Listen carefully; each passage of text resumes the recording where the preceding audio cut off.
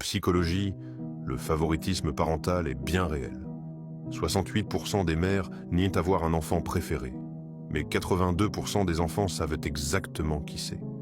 Tu connais ce moment où ton bulletin avait que des A et un seul B, et papa a dit « pourquoi pas que des A, comme ta sœur ?»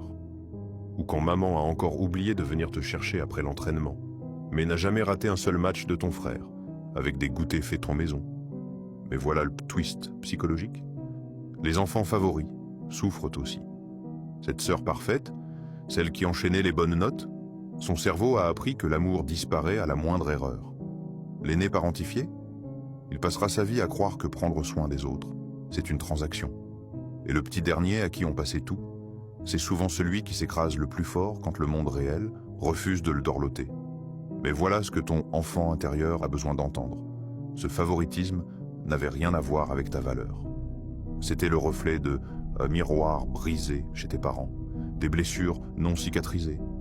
Peut-être que maman favorisait l'enfant qui représentait ce qu'elle n'avait jamais pu devenir, ou que papa se reconnaissait dans celui qui validait ses choix de vie.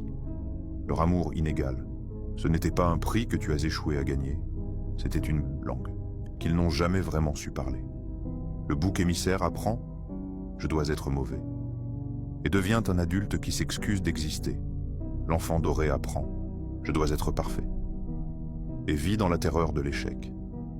L'enfant oublié apprend « je dois être invisible » et devient un fantôme qui fait plaisir aux autres. La guérison commence quand tu nommes le rôle qu'on t'a laissé. J'étais le messager de vérité, pas le problème. Quand tu brûles le carnet mental, où tu notais qui a eu plus et que tu commences à te reparentaliser. À travers les anniversaires que personne n'a fêtés, à travers les matchs que personne n'a regardés, à travers les « je te vois » que personne n'a prononcés. Parce que l'ironie, c'est que ceux qui n'étaient pas les favoris développent souvent la plus rare des superpuissances, la capacité d'aimer, sans condition, justement parce que tu sais ce que l'absence fait. Si ça résonne en toi, partage cette vidéo, pour qu'on continue à mettre en lumière ces sujets qu'on cache trop souvent. Car la première étape pour guérir, c'est de briser le silence. Et souviens-toi, la vérité sur notre enfance reste ancrée dans notre corps et s'exprime dans la façon dont on apprend à s'aimer. Ton histoire compte.